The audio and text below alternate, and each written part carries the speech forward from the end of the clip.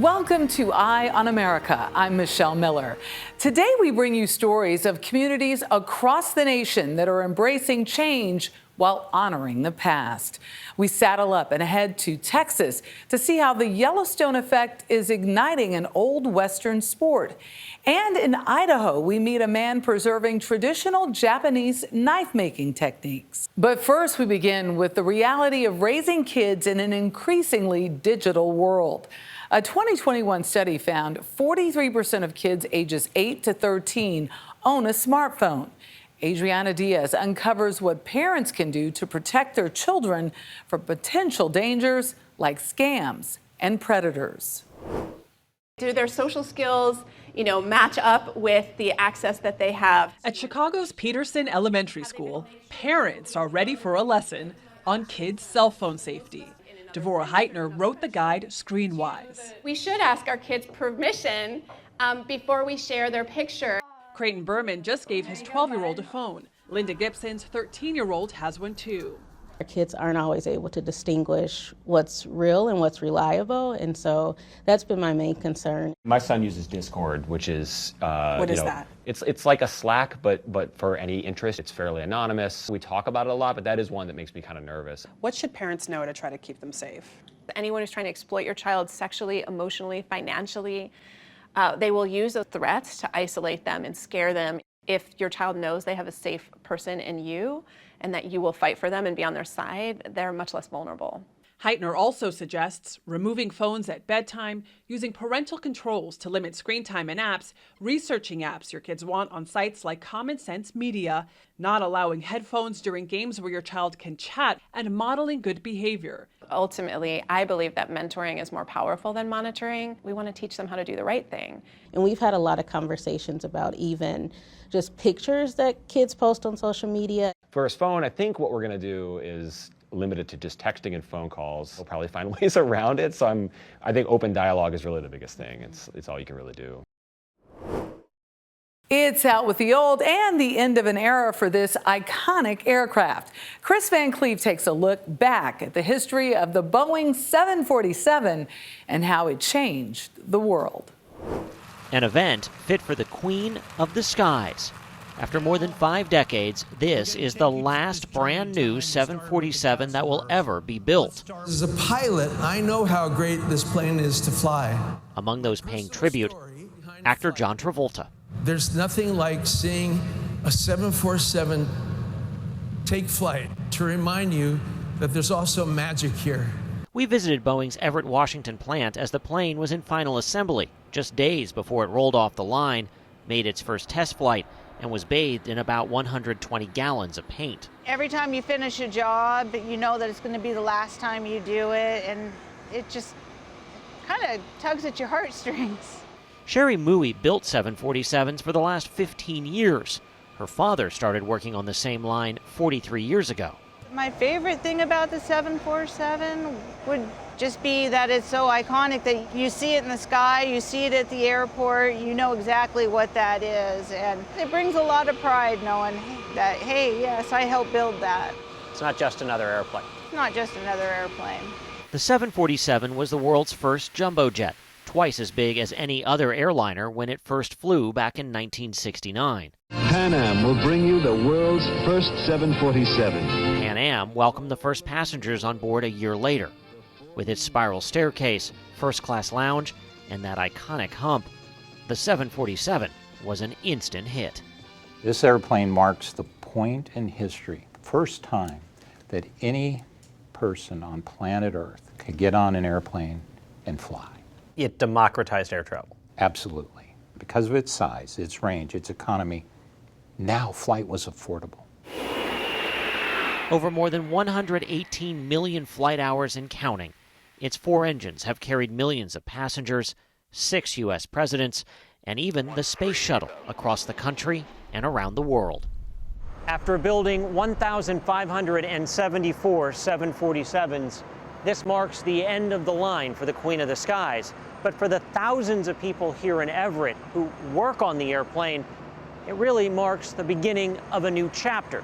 They are all going on to new jobs on other lines, building new airplanes that'll be flying for decades to come.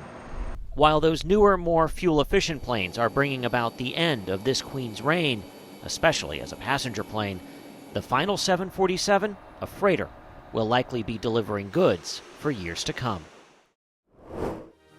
Coming up, how the popular TV show Yellowstone has heightened the profile of an old cowboy sport.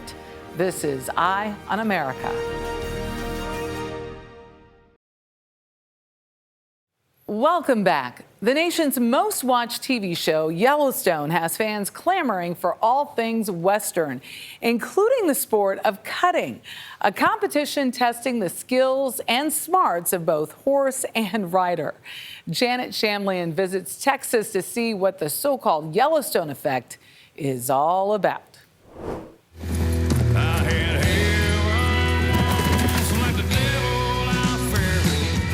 The hit series Yellowstone is full of action-packed scenes like this.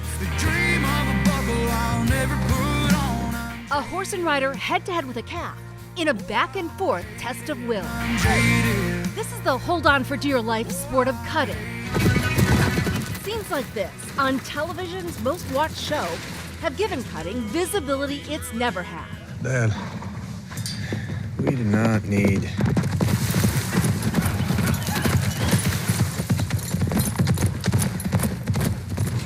Wow. That's a nice horse. The thrill of a ride. Many now want to try themselves.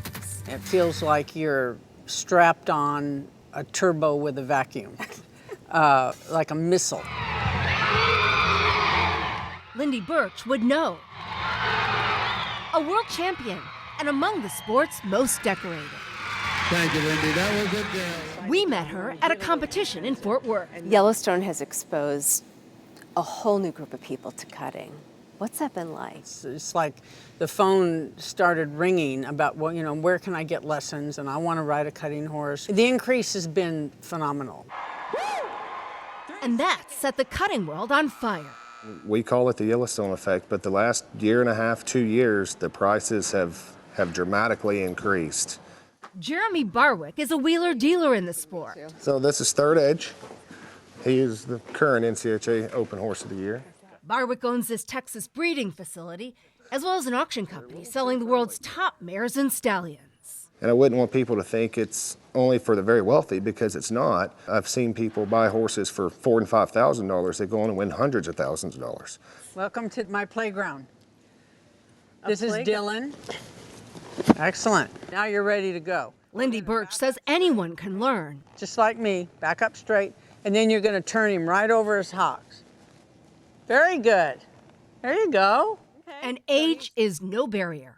We have 9-year-olds in the open, competing in the open, and we have 85-year-olds competing in the open, because the great equalizer is your horse.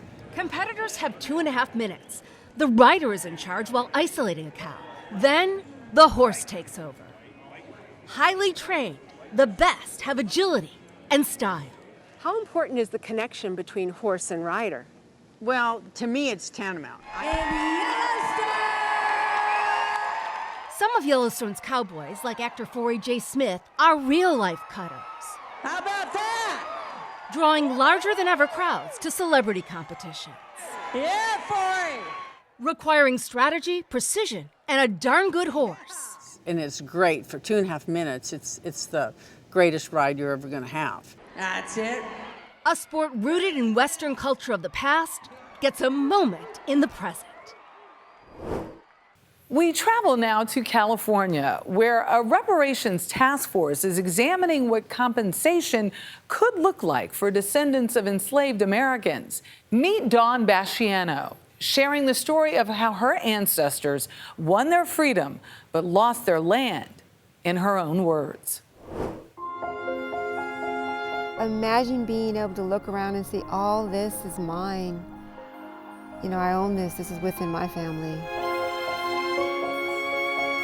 I wouldn't have to worry about, am I going to have enough when I retire? Where am I going to be? You know, financially, what are things going to look like? That wouldn't be a concern. And that's reality when you talk about generational wealth. And that generational wealth was ripped away. Pearlie Monroe is my great grandfather, and he planted most of the trees that you see here. Slavery was here. It wasn't like the South, but it was here. My great-grandmother, Evelyn Binion, married Pearlie Monroe in 1931. And Pearlie Monroe is the grandson of Nancy and Peter Gooch. Nancy and Peter came to California as slaves to work in the mines. When California became a state, they were allowed their freedom. Nancy started making money for herself. She sewed, she cooked. Her and her husband, Peter, bought some 20, 30 acres of land out here in Coloma, and from there just continued to buy more land. Coloma was at one point essentially a black town. There were black business owners here. You know, they owned homes, property. When folks outside saw that the land had some value, that's when you see the shift and you see it slowly moving from this place where black families lived to, you know, white families coming in and displacing them. 200 acres was actually taken through eminent domain. It hurts. It hurts because Pearlie fought so hard to keep this land up here. He went to court, he tried to fight, and, you know, and ultimately he wasn't able to keep anything. And it hurts to walk up here and see what he saw, touch what he may have touched. They never lived here. They owned it, but they never lived here. It was strictly for rental property.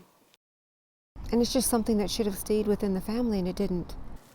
So I almost want to go around the entire house and just touch everything, you know? If he was not forced to give up his land, we would still be living up here, enjoying everything that's here. The river, the water. The trees would not look the way that they do now. These trees should be bearing fruit, you know. We need some truth behind what's displayed and what's told. But the story is that he sold. You see that in many, many places. Oh no, Pearlie sold the land to the state. No, they came and took the land. And say it, it was taken through eminent domain. You know, you have to dig for it to learn who lived here and that slavery even existed here. Reparations for me looks like getting what pieces of the park that are here that the state owns returned to the family. And then the full and true story being told, you know, that story of my family. That's what reparations looks like for me.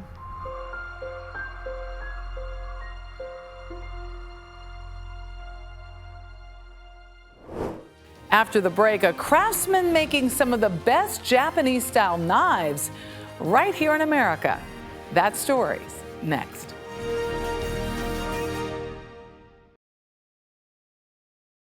We close our show on the cutting edge. Traditional Japanese knives are celebrated for their quality and craftsmanship.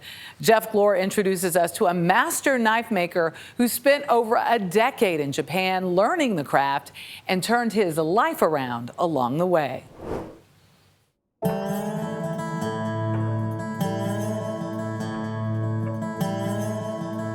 knife has to fit your hand. It has to become a natural extension of your body. You have a thought in your mind of what you want to cut. That thought has to travel down through your arm, through your wrist, through your fingers, through the handle of the knife, into the blade, and down to the cutting edge. And anything that interrupts that flow is going to work against you.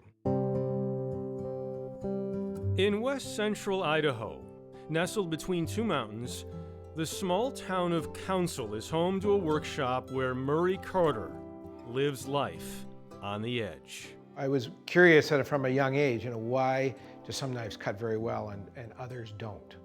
And that, for me, that metallurgical riddle, as it were, really intrigued me. Carter had a troubled childhood growing up in Canada. So as a teenager, he traveled to Japan to study martial arts. He also found someone to teach him Japanese knife making.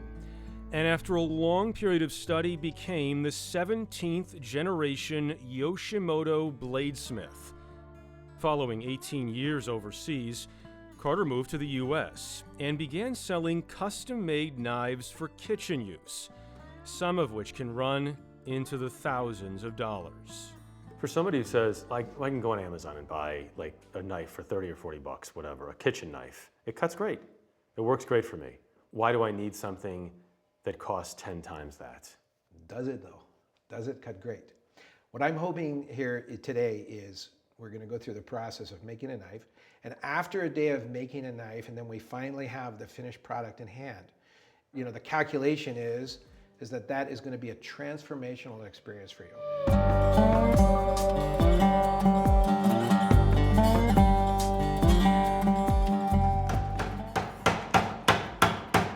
All the way down to the tip. Good, nice, perfect. You never want to come back up, you only want to go down away from it. How'd that feel? Cool. Making a knife. You're Never done it before. Giving birth to a knife here. How hot is it inside there? In Fahrenheit, 5,000 something degrees.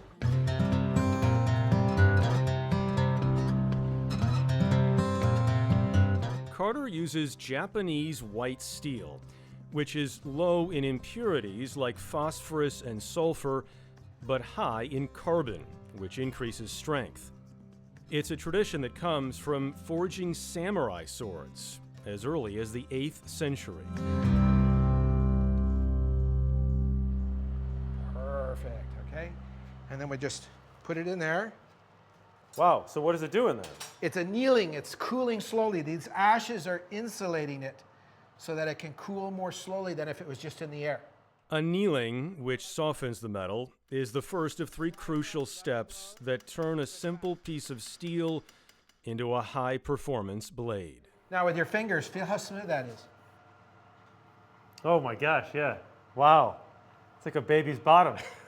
So now what we need to do is refine the shape, Okay. drill holes, stamp your name on here, and get it ready to heat treat, get it ready to quench. Okay.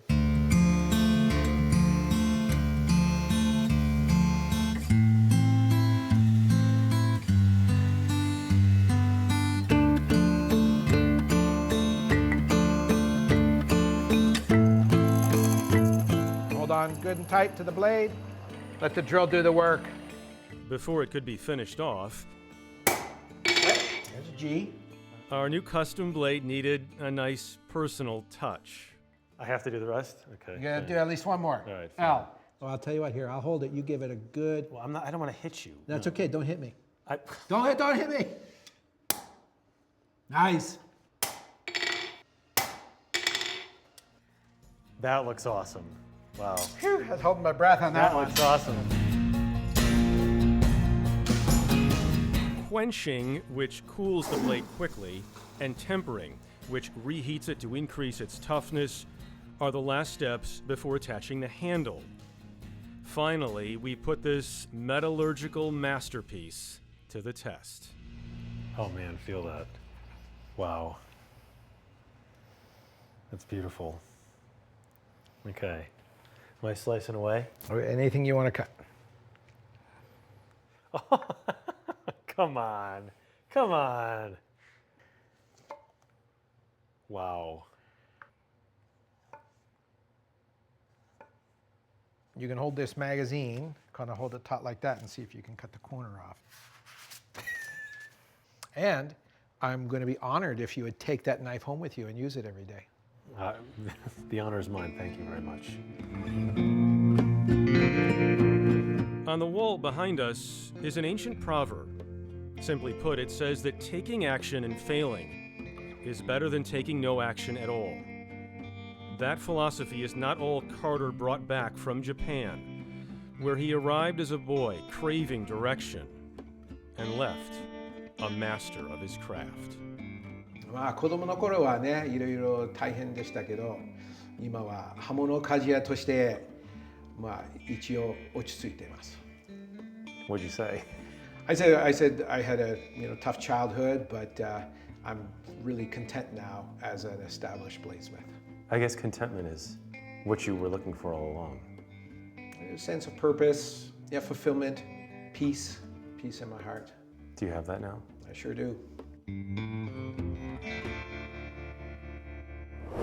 For more stories like these and live coverage of breaking news 24/7, stream us right here on CBS News. I'm Michelle Miller. Thank you for watching Eye on America.